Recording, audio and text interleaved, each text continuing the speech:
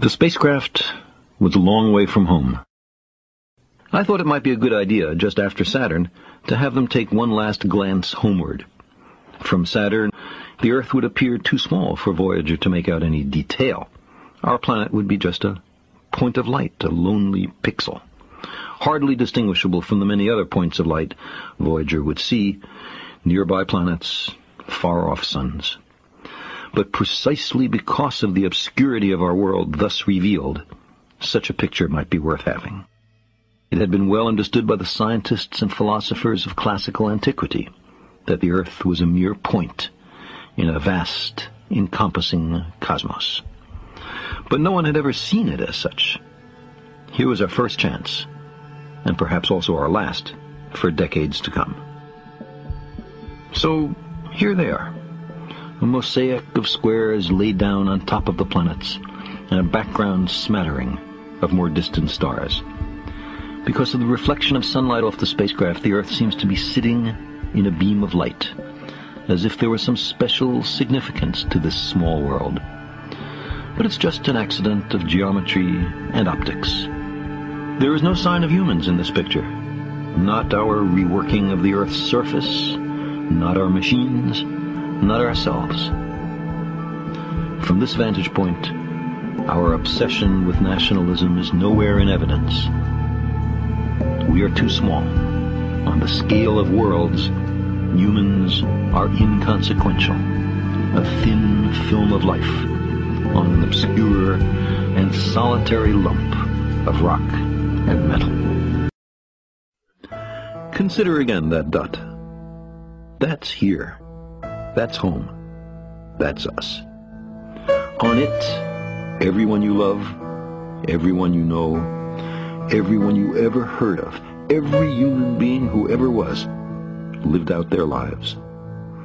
The aggregate of our joy and suffering, thousands of confident religions, ideologies, and economic doctrines, every hunter and forager, every hero and coward, every creator and destroyer of civilization, every king and peasant, every young couple in love, every mother and father, hopeful child, inventor and explorer, every teacher of morals, every corrupt politician, every superstar, every supreme leader, every saint and sinner in the history of our species lived there, on a mote of dust, suspended in a sunbeam.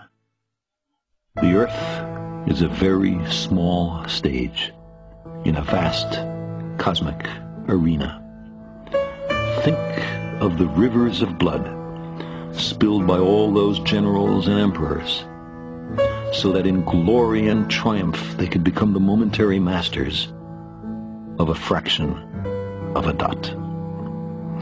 Think of the endless cruelties visited by the inhabitants of one corner of this pixel on the scarcely distinguishable inhabitants of some other corner. How frequent their misunderstandings, how eager they are to kill one another, how fervent their hatreds. Our posturings, our imagined self-importance, the delusion that we have some privileged position in the universe, are challenged by this point of pale light. Our planet is a lonely speck in the great enveloping cosmic dark.